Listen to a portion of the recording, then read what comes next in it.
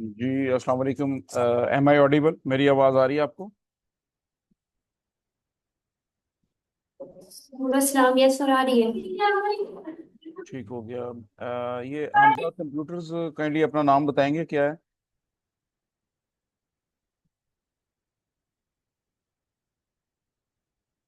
Hamza computers, please अपना नाम बताइए, अनम्यूट कीजिएगा।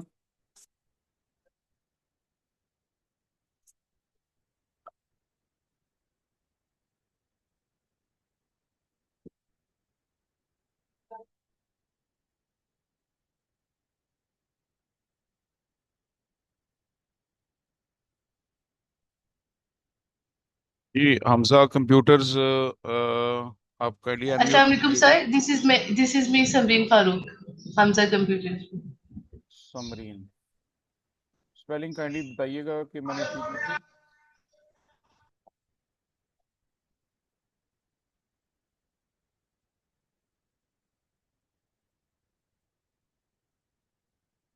ठीक हो गया।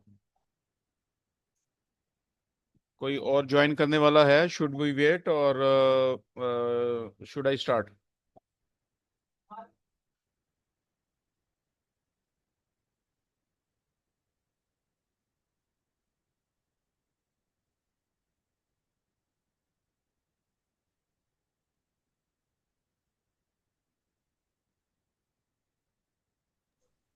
Ask from Hafsa, I think. Yes, answer was.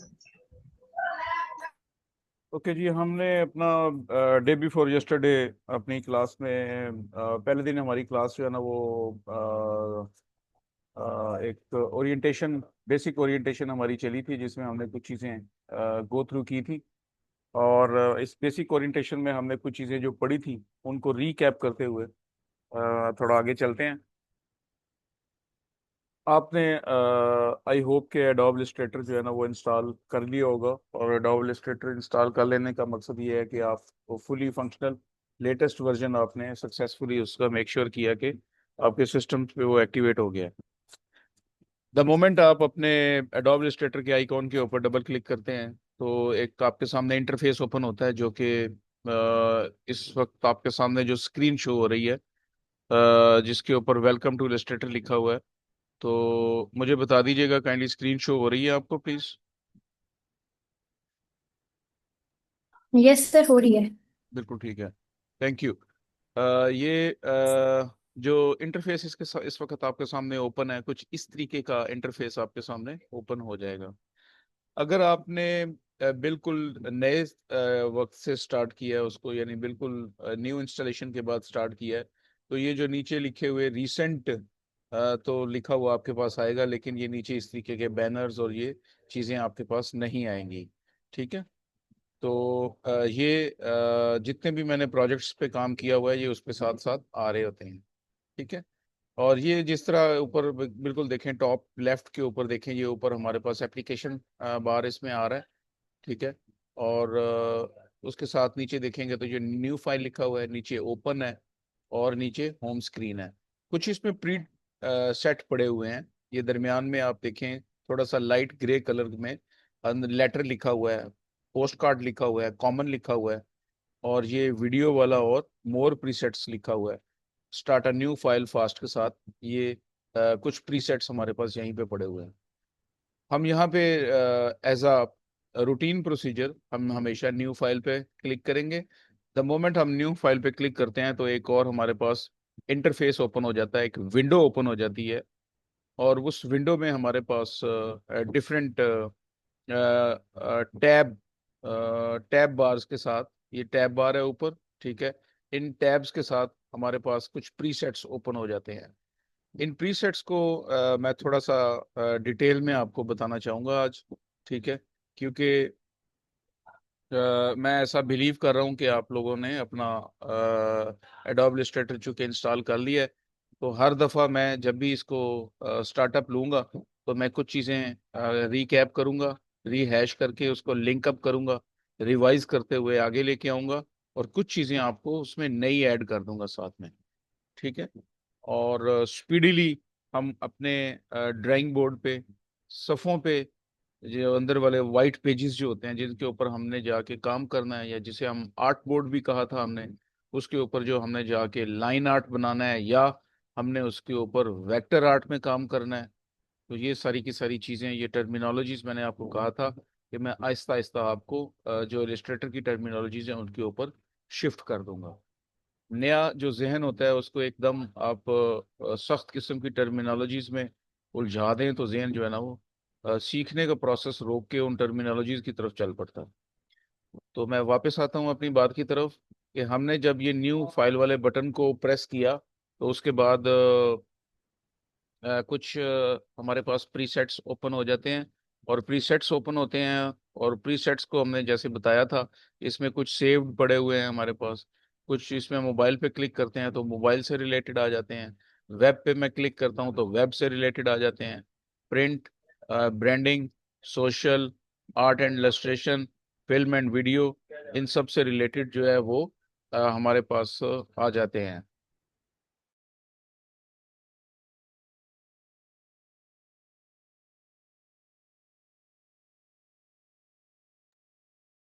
अच्छा, इस पे राइट साइड पे अगर आप देखें तो हमारे पास ये कुछ प्रीसेट डिटेल्स लिखी हुई हैं। ये जो प्रीसेट डिटेल्स हैं इस पे सबसे पहले ऊपर देखें तो लिखा हुआ है अनटाइटल्ड। मैं इस अनटाइटल्ड को मैं यहाँ पे कर रहा हूँ कि क्लास वन। ठीक है, क्लास वन,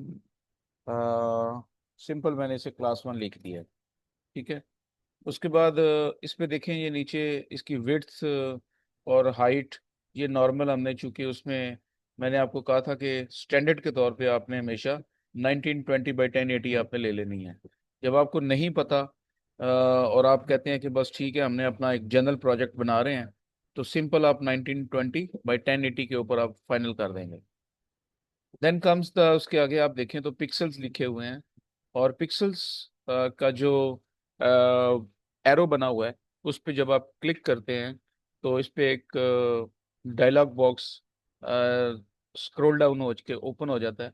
वहाँ पे आप देखें तो डिफरेंट टाइप्स की क्वांटिटीज, क्वालिटीज टाइप, जो क्वांटिटीज हम इसको कहेंगे वो हो जाती हैं यहाँ पे, नुमाया हो जाती हैं। इसमें कुछ पिक्सल्स हैं, कुछ इसमें पॉइंट्स हैं, कुछ पिकासाज हैं, उसमें कुछ इंचीज लिखे हुए हैं, उसमें फीट हैं, फीट एंड इंचीज हैं, यार्ड्स हैं, मिलीमीटर्स हैं, सेंटीमीटर्स हैं, और मीटर्स हैं। कहाँ कहाँ पे क्या यूज होगा स्टेप बाय स्टेप मैं आपको बताता चलूंगा। आज इसको थोड़ा सा मैं जरा जल्दी से इंट्रोडक्शन देते हुए लेके चलूंगा, आहिस्ता आहिस्ता बताऊंगा कि यूज कहाँ होना है। अभी बताऊंगा तो आपके जहन से निकल जाएगा। उसके बाद आप अपना जो आर्ट बोर्ड है उसको आप पोर्ट्रेट में रखना चाहते हैं या लैंडस्केप में रखना चाहते हैं तो आप इधर से सेट कर सकते हैं। तो हम इसको स्टैंडर्ड के तौर पे लैंडस्केप में हम इसको सेट रखते हैं। उसके बाद इसमें जो है ना ब्लीड है, ये जो ब्लीड होता है ये बेसिकली आपकी कोई भी जो ड्राइंग है उसकी आउटसाइड पे ये कोई एम्प्टी स्पेस होती है, उसको स्पेस को कहाँ पे रखा जाता है, कब सेट किया जाता है, क्या ज़रूरत पड़ती है। इसकी ज़रूरत तब पड़ती है जब आपने प्रिंटिंग में से अपने बनाए हुए आर्ट वर्क को या वेक्टर आर्ट को, या आपने जो अपना प्रोजेक्ट बनाया हुआ है आपने उसको उसमें से जो आपका प्रिंटर है, जो डिजिटल प्रिंटर होता है बड़े वाला छोटे वाला, और उसमें से जब आपने निकालना है तो आप इसको कहते हैं कि मैं किनारे इतने छोड़ के, और लास्ट वाली जो मेरी लाइन है वो कटे नहीं, तो वो आप किनारे वहां से कुछ मिलीमीटर्स वहां से आप छोड़ते हैं। तो ये उसके लिए बेसिकली ये ब्लीड का लफ्ज हम यूज करते हैं। ठीक है, अच्छा। लेकिन ये आपको मैं आगे जाके बताऊंगा कि ब्लीड कहाँ कैसे इसकी यूज करना पड़ता है। नॉर्मली हम इसको ओवर साइड कर जाते हैं। फिर ये हमारे पास नीचे अगर हम आए तो एडवांस्ड ऑप्शंस में अगर आप देखें तो ये बिना क्लिक किए कलर मोड में देखें आरजीबी कलर लिखा हुआ है, और उसमें सीएमवाई के कलर लिखा हुआ है। आरजीबी कलर्स बेसिकली जब आप सॉफ्ट पे काम करेंगे और अपना डाटा सॉफ्ट में शेयर करेंगे तो आप red, green, blue, RGB basic colours होते हैं जो कि फोटोशॉप में भी यूज होते हैं, और ये बेसिकली पिक्सेलेट कलर्स होते हैं, और ये ज़्यादा शार्प कलर्स होते हैं।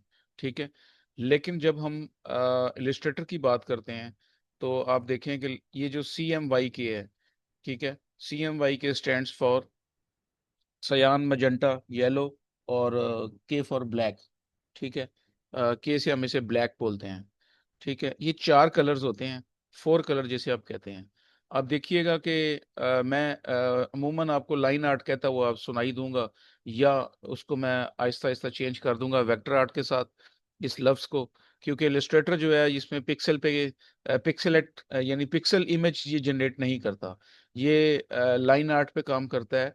और लाइन आर्ट से ज़्यादा सोफिस्टिकेटेड चीज़ होती है जिसे हम बोलते हैं वेक्टर आर्ट, तो ये वेक्टर आर्ट में काम करता है। और इसमें हमारे पास चार कलर होंगे। ये चार कलर का कॉन्सेप्ट क्या होता है? आप किसी भी डिजिटल प्रिंटर के पास जाएं, या डिजिटल जो आपकी प्रिंटिंग करने वाले लोग हैं उनके पास जाएं, उनको जाके अगर आप ये कहेंगे कि जी मुझे अपना बिजनेस कार्ड डेवलप कराना है, तो वो आपको कहेगा कि जी 2 कलर में कराना है, 1 कलर कराना है, या 4 कलर कराना है। ठीक है ना? तो आप कहेंगे जी नहीं, मैं तो उसमें कोई 8-10 कलर चाहता हूँ। ठीक है, लेकिन वो कहेगा जी 8-10 कलर नहीं आ सकते। क्यों? क्यों नहीं आ सकते? क्योंकि जो प्रिंटर होते हैं, डिजिटल प्रिंटर जो होते हैं, उनके अंदर एक लिमिटेशन सेट है।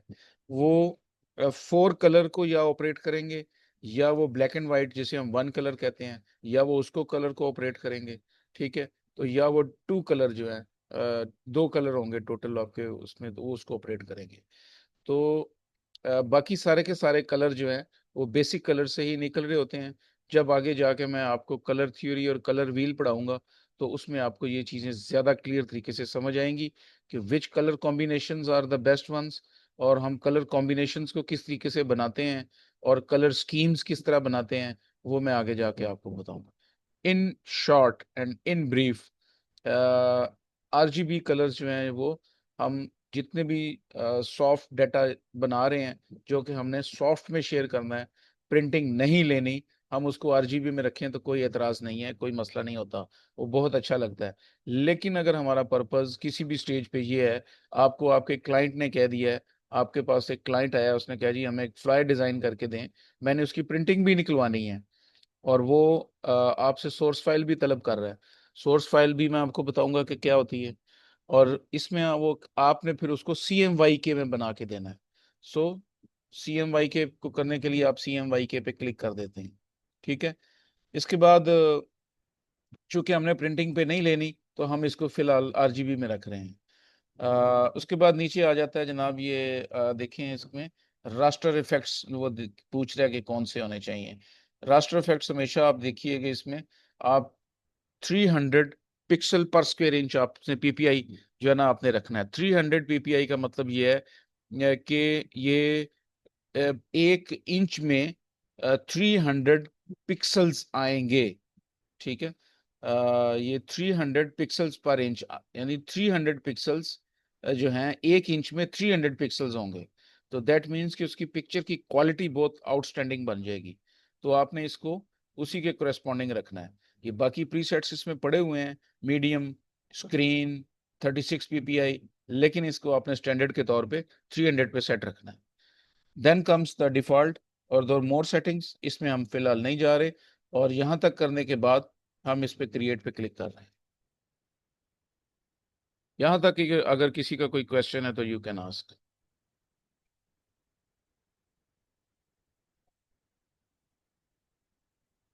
Anyone please. क्वेश्चन नहीं नो है तब भी क्वेश्चन। बता दें, क्वेश्चन है तब भी बता दें।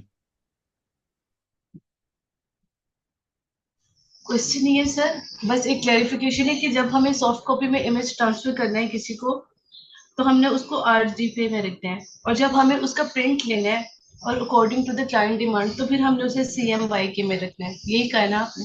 बिल्कुल ठीक है, बिल्कुल ठीक है।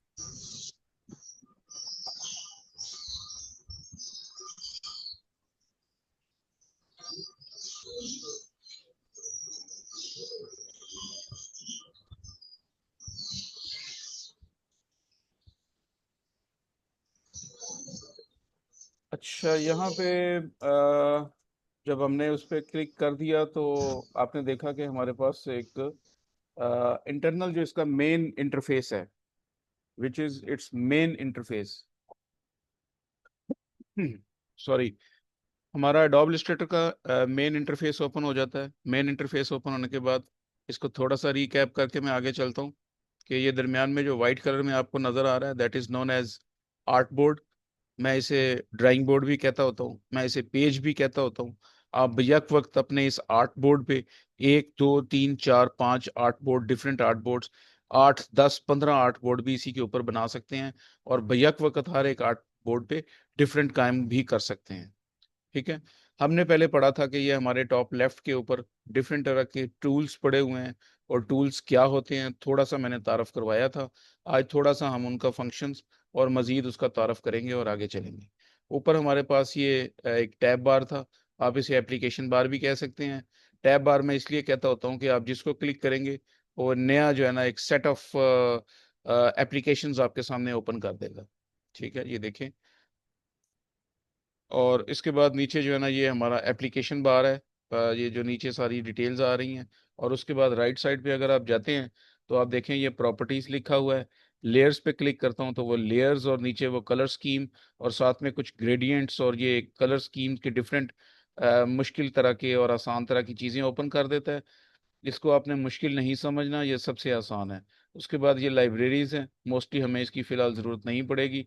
और उसके बाद ये इमेज ट्रेस है। इमेज ट्रेस हम वो भी आपको करके दिखाएंगे कि इमेज ट्रेस कैसे करते हैं। आप अपने इमेज को वेक्टर आर्ट में कैसे कन्वर्ट करेंगे वो भी मैं आपको सिखाऊंगा। इसमें बड़ी इंटरेस्टिंग किस्म की छोटे छोटे गेम्स हैं, वो भी आप इसमें वो करेंगे और उसमें आप बड़ा एंजॉय करेंगे। ये जस्ट लाइक के आप कहते हैं कि जी मैं इसमें जब मैंने सीखा था तो मैं अपनी बेटी की तस्वीर पकड़ी मैंने, तो मैंने इसको वेक्टर आर्ट में कन्वर्ट कर दिया। तो वो ऐसे लगता था जैसे वो हाथ से बनी हुई है सारी की सारी।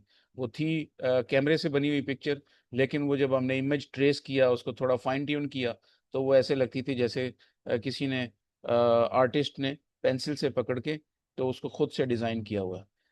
इस तरीके की इसके अंदर छोटी छोटी जो है ना वो प्लेफुल चीज़ें हैं जो आपको मोटिवेशन देती हैं और आपको वो ड्राइव देती हैं, and you can move forward. Having said that, और यहाँ पे हमने कुछ टूल्स की इंट्रोडक्शन देखा था। टूल्स के इंट्रोडक्शन में हमने सिलेक्शन टूल पढ़ा था। और सिलेक्शन टूल में हम टूल बार पे जाके अपने माउस के लेफ्ट क्लिक के साथ भी, इसके साथ आपका माउस ज़रूर काम करेगा, याद रखिएगा। अगर आपके पास अपना डेस्कटॉप है तो डेस्कटॉप पे तो वैसे लाजमी होता है माउस। लेकिन अगर आपके पास अपना डेस्कटॉप नहीं है, अपने अपने लैपटॉप हैं, तो लैपटॉप के साथ मोस्टली जो लोग हैं वो माउस यूज़ नहीं करते। लेकिन जब आप इलस्ट्रेटर कर रहे हैं या फोटोशॉप कर रहे हैं, या आप 3D के लिए ब्लेंडर यूज़ करेंगे जब भी आप, तो उसके लिए माउस का एक एडिशनल फंक्शन है। क्योंकि आपके जो कीपैड के ऊपर जो बटन्स हैं, ठीक है, वो उतनी ऑप्शंस नहीं दे पाते जो कि माउस के ऊपर दी हुई ऑप्शंस हैं। और वो एक डायनामिक यूज होता है। और कीपैड के कुछ बटन्स मिल के प्रेस करके जब हम माउस के साथ चलते हैं तो कमांड चेंज हो जाती है। तो इस वजह से हम माउस को इस पे यूज़ करेंगे। अगर आपने माउस नहीं लिया तो माउस काइंडली ज़रूर इस्तेमाल कीजिएगा। और जो आपके लैपटॉप का जो माउस है वो इतना इसमें इफेक्टिव नहीं होगा। और वो आपको मुश्किल में डाल देगा, बहुत मुश्किल से ऑपरेट होगा, और मोस्ट ऑफ द टाइम नहीं ऑपरेट हो सकेगा। क्योंकि ये थोड़ा सा इन चीज़ों को ये ज़रूरी मानता है कि ये चीज़ें होनी चाहिए। अच्छा, हमने इसमें पढ़ा डायरेक्ट सिलेक्शन टूल क्या है, हमने इसमें पढ़ा कि पेन टूल क्या होता है, हमने इसमें पढ़ा कि कर्वेचर टूल कौन सा है। हमने ये कुछ शेप्स के बारे में देखा कि शेप्स क्या होती। फिर हमने इसमें देखा कि ये पेंट ब्रश क्या चीज़ होती है। ठीक है। पेंट ब्रश को हमने सिर्फ वैसे जनरली देखा था, इसको ऑपरेट नहीं किया था। और बाकी इसमें ये छोटी छोटी चीज़ें नीचे आ रही हैं इसमें। अच्छा, आज हम इसमें कुछ छोटी छोटी सिंपल सी चीज़ें करते हैं, जिसमें मैं आपको बताऊंगा कि इसमें आप कलर स्कीम किस तरीके से आप दे सकते हैं। तो मैंने एक रिवाइज करता चलूँ आपको कि आपने टूल बार में गए, टूल बार में जाके आपने इसको प्रेस किया रेक्टेंगल वाले टूल को। तो ये बात याद रखिएगा, जो टूल आपने सेलेक्ट किया होगा वो यहाँ पे नुमाया होगा। ठीक है, यह देखिए, मैं पॉलीगॉन को सिलेक्ट करता हूँ तो पॉलीगॉन आ जाता है, स्टार को सिलेक्ट करता हूँ तो स्टार आ जाता है, और उसकी बैकग्राउंड डार्क हो जाती है। बका पूरे का पूरा जो टूल बार है उसकी बैकग्राउंड जो है ना वो ग्रे है, जबकि जो टूल सेलेक्ट है उसका जो बैकग्राउंड है वो ब्लैक हो गया। तो दैट मीन्स कि ये इस तरीके से आप इसकी सिलेक्शन जो है ना वो आपको पता चल जाती है एक दफ़ा देखते सार ही। और हमने क्या किया हुआ है, हमने ये शेप्स वाला जो मिनी पैनल है हमने इसको बाहर निकाल के रख लिया है। और वो किस लिए रख लिया है, मकसद क्या होता है कि ये रेडिली हमारे पास अवेलेबल है। हम कोई लाइन ड्रॉ करना चाहते हैं, स्टार को ड्रा करना चाहते हैं, पॉलीगॉन, एलिप्स या रेक्टेंगल, दीज ऑल पिक्चर्स, ये मैं आपको कल के लेक्चर में बताऊंगा कि ये किस तरीके से वो बेसिक पिक्चर्स हैं जो कि इलस्ट्रेटर के माहिरीन ने इनको क्यों मतलब है कि वो बेसिक शेप्स कहा है। और इन्हीं शेप्स से आपकी 99.99% शेप्स जो हैं वो इन्हीं से ही मिल के बनेंगी। आप दुनिया की अपने इर्द गिर्द देखें, अगर आप, मैं इसी बात का तजिया करता हूँ, आप अपने इर्द गिर्द में देख लें, हर चीज या तो वो लाइन में है, या वो स्टार की शेप से मिलती जुलती होगी, या वो कोई पॉलीगॉन टाइप होगी, या यानी उसके किनारे होंगे। अच्छा, उसके बाद जस्ट लाइक आपके पास कोई छोटे सेंटर टेबल पड़े होंगे तो उनके भी आप देखें तो वो कोई पॉलीगॉन टाइप होंगे वो, या अगर कोई गोल टेबल है तो वो गोल होगी, वॉल क्लॉक है तो वो गोल है। और उसके बाद रेक्टेंगल है तो रेक्टेंगल आपकी मोस्टली चीज़ें जो है ना वो रेक्टेंगुलर होती हैं। तो इन्हीं शेप्स को हम थोड़ा सा माउस के साथ और प्लस कीबोर्ड के कुछ बटन्स के साथ कल हम इसको पढ़ेंगे कि शेप्स को हम किस तरीके से एडजस्ट करते हैं और शेप्स को किस तरीके से बनाते हैं।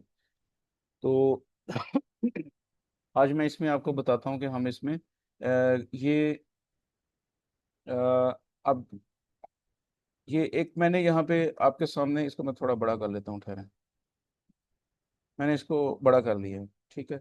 अच्छा, अब ये मैं बड़ा तो कर रहा हूँ, यहाँ पे आप देखिएगा इसको।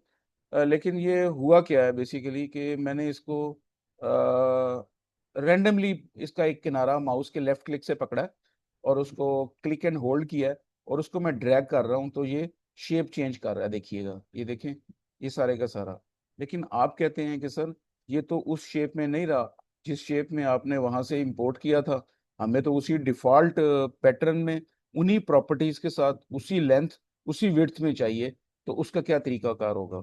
ओके जी, आई एम डिलीटिंग दिस, और मैं इसको दोबारा लेके आ रहा हूँ। ठीक है। और मैंने अभी इसको बिल्कुल दोबारा लाने के लिए देखा, मैंने कुछ इसमें खास एक चीज़ की है। ठीक है, अभी ये स्क्वायर जो है ना वो स्क्वायर शेप में आया। ठीक है ना, ये है तो रेक्टेंगल टैप ही, लेकिन ये रेक्टेंगल के अंडर ये स्क्वायर फॉर्म में आया, यानी इसके स्क्वायर की प्रॉपर्टीज ये होती हैं कि इसके तमाम साइड्स जो हैं वो इक्वल होती हैं। अच्छा, मैं अभी अगर इसी को इसी तरीके से करूं कि मैंने इसकी कॉपी ली है, और कॉपी लेने का क्या तरीका किया है मैंने कि कीबोर्ड से मैंने आल्ट का बटन प्रेस करके और माउस का लेफ्ट क्लिक कर होल्ड करके मैंने इसको आगे ले आया हूँ। ठीक है। तो इसको जो चीज़ मैं आपको दिखाना चाह रहा हूँ वो ये है कि ये किस तरीके से हुआ है ऐसा, ये बराबर इतना सिमेट्रिकल कैसे आ गया, ये क्वेश्चन है। ठीक है, ये मैं आपको समझाता हूँ कि ये किस तरीके से आता है। ठीक है, ये माउस और आपका जो कीबोर्ड है ये with the passage of time बिल्कुल ऐसे ही है। ये ऐसे आप एक ड्राइविंग सीट पे बैठे हैं, स्टीयरिंग आपके हाथ में है, और लेफ्ट साइड में आप गियर को ऑपरेट करते हैं, आप उसके साथ जो है ना वो बटन्स को ऑपरेट करते हैं, और पाँव के साथ आपने क्लच और ब्रेक्स, और इस तरीके से आप उनको रेस वगैरह एक्सीलेटर वगैरह को ऑपरेट कर रहे होते हैं। तो वंस जब आप यू वुड स्टार्ट प्रैक्टिसिंग तो आपका इतना इसमें एक फ्लुएंसी डेवलप हो जाएगी कि को आप दाएं हाथ से आपका माउस का लेफ्ट क्लिक करेंगे, और बाएं हाथ से आप कीबोर्ड के ऊपर जो आपका शिफ्ट का बटन है, शिफ्ट का button, I repeat, shift, shift के बटन को प्रेस किया। ठीक है, ये देखिएगा, मैं इसको दोबारा, इसको मैं डिलीट कर रहा हूँ, और जस्ट ए मोमेंट, ठीक है, मैं यहाँ पे गया अपना टूल बार में, वहाँ पे मैंने शेप को सिलेक्ट किया और मैंने शिफ्ट का बटन प्रेस कर लिया है। जो ही मैंने शिफ्ट का बटन प्रेस किया तो आप देखें कि वहाँ पे क्या हुआ, उसने मुझे सीधा सीधा एक्स की वैल्यूज बता दी हैं और वाई की वैल्यूज बता दी हैं। मैं इसको यहाँ पे अभी स्क्वायर को ड्रा कर रहा हूँ। अभी मैं स्क्वायर को जितना मर्जी खराब करने की कोशिश करूँ, क्योंकि मैंने लेफ्ट अपनी अंगुष्ठे शहादत से कीबोर्ड का शिफ्ट प्रेस किया हुआ है, अभी ये उसकी जान नहीं छोड़ रहा। देखें, ये बिल्कुल एक्यूरेटली जो है ना वो स्क्वायर फॉर्म में आ रहा है। अभी ये उसकी डायरेक्शंस खराब नहीं होने दे रहा और ये यहाँ पे आ गया। ठीक है, ठीक है, यहाँ पे उसके बाद मैं इसमें कहता हूँ कि अच्छा इसमें थोड़ा सा कलर चेंज कर लेते हैं। तो मैंने यहाँ पे इस पे जस्ट मैंने यहाँ पे नीचे कलर पैलेट में गया हूँ। ये नीचे जो आप देखें एक वाइट कलर का है और उसके साथ ये ब्लैक कलर का है। ये जो वाइट कलर का है ये इंटरनल कलर है और ये जो बाहर वाला है ये आउटलाइन का कलर है, जिसे हम आउटलाइन में बोलूँगा नॉर्मली, लेकिन कुछ अर्से के बाद मैं इसको स्ट्रोक में कन्वर्ट कर दूंगा अपने लफ्ज़ को, क्योंकि स्ट्रोक जो है ना ये इसका एक लफ्ज़ है जो कि यूज़ होता है इलिस्ट्रेटर में। तो मैं इसको वैसे थोड़ा सा मैंने कलर दे दिया ताकि आपको ये नुमाया नज़र आए, अट्रैक्टिव नज़र आए और ये खूबसूरत लगे ज़रा। अच्छा जी, ये आप देखें यहाँ पे इसको मैं थोड़ा सा बड़ा करके आपको दिखाना चाहता हूँ। शिफ्ट का बटन प्रेस किया मैंने और मैंने इसको बड़ा किया। अगर आप गौर से देखें तो इसके साथ ये आउटर जो इसकी जो आउटलाइन है, इसके ऊपर ये किनारों के ऊपर कुछ हमारे पास ये मोती मोती से बने हुए हैं। ठीक है, ये जो मोती मोती जो बने हुए हैं, ठीक है, इनको किस तरीके से ऑपरेट करना है ये मैं कल बताऊंगा। और ये इंटरनल जो मोती से आ रहे हैं इनको क्या करना है ये मैं आपको कल बताऊंगा। ठीक है, और ये हमारा सेंटर पॉइंट है। आप इसको आप इसको सेंटर पॉइंट में, आप इसको सेंटर पॉइंट से पकड़ के और दाएं में कहीं से भी आप इसको पकड़ के इसको मूव करा सकते हैं। ठीक है, अच्छा, और ये जो एक मैंने आपको चीज़ बताई है कि जी ये इसका स्ट्रोक या आउटलाइन, ठीक है, ये जो स्ट्रोक और आउटलाइन है, जब आप इस पे आउटलाइन पे क्लिक करेंगे तो जो ही आप आउटलाइन पे क्लिक करेंगे तो जो फिल वाली वैल्यू है, यानी ये जो फिल वाली रेड वैल्यू थी, जो अंदर वाला जो कलर है जिसे हम कहते हैं, ये अंदर वाला कलर नीचे डोमिनेट नीचे चला जाएगा और ऊपर आ जाएगा इसके ये फिल वाला आउटलाइन वाला कलर या स्ट्रोक वाला कलर। अभी इसमें स्ट्रोक वाला कलर जो है वो ब्लैक कलर में आ रहा है। ठीक है, तो हम इसको क्लिक करते हैं और क्लिक करने के बाद हम इसे कहते हैं कि ठीक है, हम इसको फिलहाल ब्लैक ही रहने देते हैं। हमने इसको ब्लैक ही रहने दिया, लेकिन वो कलर तो ब्लैक हो गया है। अगर आप गौर से देखें कलर ब्लैक हो गया है, लेकिन स्ट्रोक आप कहते हैं जी कि स्ट्रोक की वैल्यू या आउटलाइन इतनी बड़ी होनी चाहिए कि वो नजर आए। तो आप ये ऊपर देखें आपके एप्लीकेशन बार में ये स्ट्रोक की वैल्यू यहाँ पे लिखी हुई है और यहाँ पे से भी आप ऑपरेट कर सकते हैं। और ये प्रॉपर्टीज में जाके अगर आप क्लिक करें राइट साइड में तो यहाँ पे अगर आप देखें तो बिल्कुल सामने अपीयरेंस में फिल लिखा हुआ है। ठीक है, और नीचे स्ट्रोक लिखा हुआ है और नीचे ओपेसिटी लिखा हुआ है। मैं यहाँ से फिल पे अगर क्लिक करता हूँ तो मैं यहाँ से जो कलर मेरे पास पड़े हुए हैं मैं यहाँ से उसका कलर स्कीम चेंज कर सकता हूँ। जिस पे भी क्लिक करूंगा मैं उसकी वो कलर स्कीमा चेंज हो जाएगा। ठीक है, अच्छा, उसके बाद मैं कहता हूँ कि ठीक है जी, मैं नीचे स्ट्रोक की वैल्यू चेंज करना चाहता हूँ। तो स्ट्रोक इस वक्त मेरा ब्लैक सेट है और ब्लैक के बाद ये आगे अगर मैं देखूँ तो ये 1 पॉइंट है और इसके ऊपर ये अप डाउन एरो बने हुए हैं।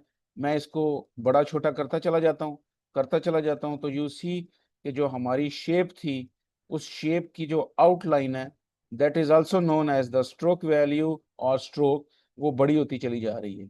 और मैं इसको जितना भी, अगर मैं उसको कॉन्टिन्यूसली अपने माउस के लेफ्ट क्लिक के साथ मैं उसको प्रेस एंड होल्ड रखता हूँ तो वो देखें ऑटोमेटिकली ये भी बड़ा होता जा रहा, जो हमारी आउटलाइन वैल्यू थी। इवन उसने अंदर वाली फिल वैल्यू से भी ये बड़ा हो गया। ठीक है, अच्छा, मैं इसको वापस उसी 5 पे ले जाता हूँ, क्योंकि ये इतनी बड़ा स्ट्रोक जो है ना हमने कभी नहीं यूज़ किया, ये सिर्फ सिखाने के पर्पज़ के लिए है। ठीक है, मैं 54 हो गया, मैं इसे सिर्फ 5 रखना चाहता हूँ, जस्ट 5। ठीक है, अच्छा, ये ओपेसिटी क्या होती है? ओपेसिटी चले, मैं ग्रुप में से आपसे पूछता हूँ, ओपेसिटी जब मैं लफ्ज यूज करता हूँ तो ओपेसिटी से आपको क्या समझ आती है? एनीवन, कोई मुझे बताएगा प्लीज? इंग्लिश वर्ड है ओपेसिटी।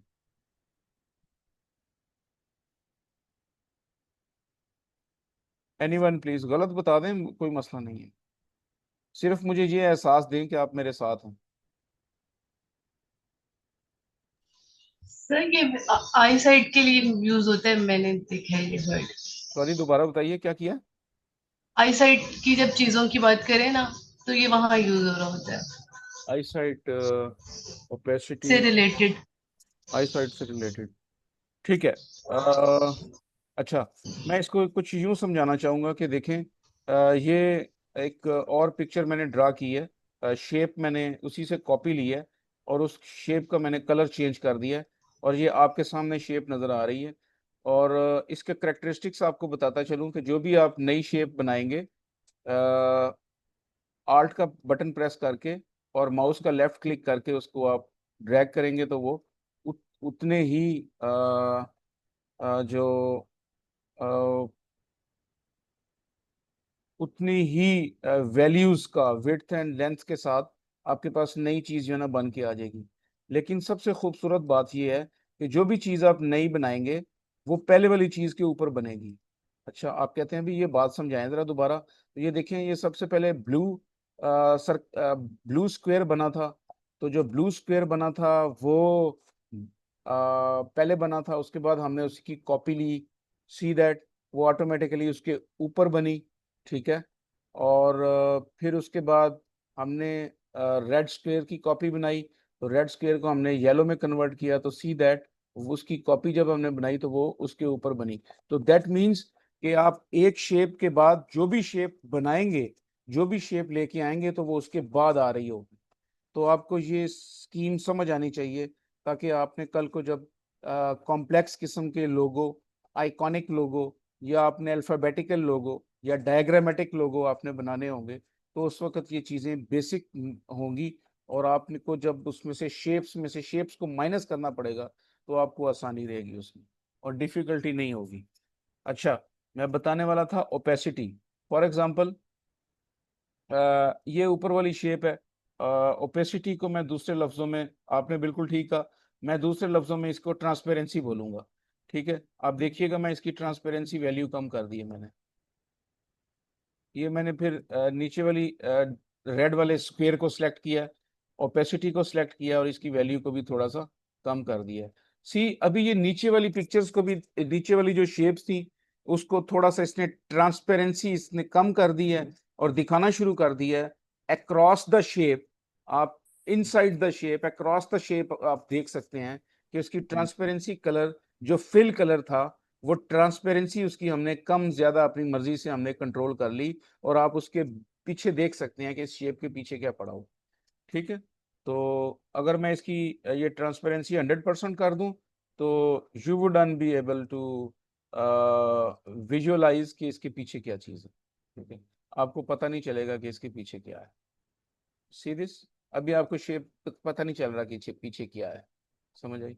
ये देखें, फॉर एग्जांपल मैं इसको बिल्कुल इसके ऊपर ओवरलैप कर देता हूं, तो आप बिल्कुल अंदाजा नहीं लगा सकते कि पीछे रेड वाला स्क्वायर पड़ा हुआ है या नहीं। लेकिन द मोमेंट मैं इसको, इसकी ट्रांसपेरेंसी कम करूंगा, then you will come to know कि नहीं, इसके पीछे कोई और कलर पड़ा हुआ है। ठीक है, ये चीज़ है। सी दिस इस तरीके से। ठीक है। और इसी तरीके से आप इसमें सर्कल के साथ, जब आप सर्कल ड्रा करते हैं, तो ये देखिएगा, आप कहते हैं जी मैंने ये एलिप्स ली थी वहां से, तो मैं इसको प्योर सर्कल बनाना चाह रहा हूँ या बनाना चाह रही हूँ। तो ये सर्कल, तो मैं एक सर्कल ड्रा करता हूँ। ये देखें, ये सर्कल है। एनीवन प्लीज गाइड, ये सर्कल है जी। नहीं सर, ये ओवल है। ये ओवल है। अच्छा, मैं तो सर्कल लेना चाह रहा था। तो अगर हमने कोई भी शेप शेप बार में जाके हम किसी भी शेप को परफेक्ट शेप की सूरत में अगर हम लेना चाहते हैं, तो हम उसमें याद रखिएगा कि हम इधर जाएंगे, जाके उसको सिलेक्ट करेंगे, और सीधा सीधा हम पहले अपने जो कीबोर्ड का बटन है वहां से हम शिफ्ट प्रेस करेंगे और उसको होल्ड करेंगे और उसके बाद माउस के लेफ्ट क्लिक के साथ बनाएंगे। सीधी सभी जैसे मर्जी आप ड्रा करें। Now this is perfect square, perfect circle. ठीक है, अभी कोई इश्यू नहीं है। अभी आप इसको चैलेंज करें, जो मर्जी करें। ठीक है, अभी ह्यूमन एरर हो सकती है, लेकिन geometrically this is a pure circle. और प्योर सर्कल के लिए क्या चीज होती है? डेफिनेशन। उसका जो सेंटर से उसका चारों वर्टिसेस अगर हम उसके लेते हैं तो उसका डिस्टेंस इक्वल होगा। वो सारे का सारा मुकम्मल इसका बराबर आएगा। ठीक है, और वो आप इसको इसके जो नेक्स्ट में आपको इसको बताऊंगा कि इसकी जो डिटेल्ड प्रॉपर्टीज जो आती हैं उसमें से आप भी जाके इसको देख सकते हैं। यहाँ से मैं ये चाहता हूँ कि मैं एक परफेक्ट स्क्वायर ड्रा करूँ। तो अगेन वही ड्रिल है कि मैं अपने कीबोर्ड के बटन से I will be just pressing and holding shift, और मैंने इधर अपने माउस के लेफ्ट क्लिक के साथ इसको वो ड्रॉ किया। और पहले मैंने माउस का क्लिक छोड़ना है, उसके बाद मैंने अपना लेफ्ट क्लिक छोड़ देना है जो मैंने कीबोर्ड पे किया हुआ है। उसके बाद मैं कहता हूँ कि मैं इसको लेके मूव कर सकता हूँ। बिल्कुल कर सकते हैं मूव, ये देखें। आप इसको मूव करें जैसे मर्जी, आप इसको मूव करें। अ, लेकिन चूंकि आप सर्कल पे थे तो सर्कल को आप लेके मूव कर सकते हैं। आपने वापस इस पे आना है और आप चाहते हैं कि जी मेरा ये सर्कल सिलेक्ट नहीं हो रहा, मैं सर्कल को मूव कराना चाह रहा हूँ लेकिन सर्कल नहीं मूव हो रहा। तो भाई सर्कल इसलिए नहीं मूव हो रहा कि आपने ये देखें टूल बार में आपने सिलेक्शन टूल तो आपने स्क्वायर की हुई थी। तो आप यहाँ पे वापस जाएंगे, वापस जाके अपना सिलेक्शन टूल सेलेक्ट करेंगे या डायरेक्ट कीबोर्ड से वी प्रेस करेंगे। तो आप अपना आराम से इसको जैसे मर्जी पकड़ें, इधर पकड़ें, इसको इसको मूव कराएं, जैसे मर्जी आप लेके चलें। ठीक है, आप इनकी मल्टीपल शेप्स बनाएं, आप इनके साथ जितना मर्जी खेलें, आप इनकी कलर स्कीम्स चेंज करें।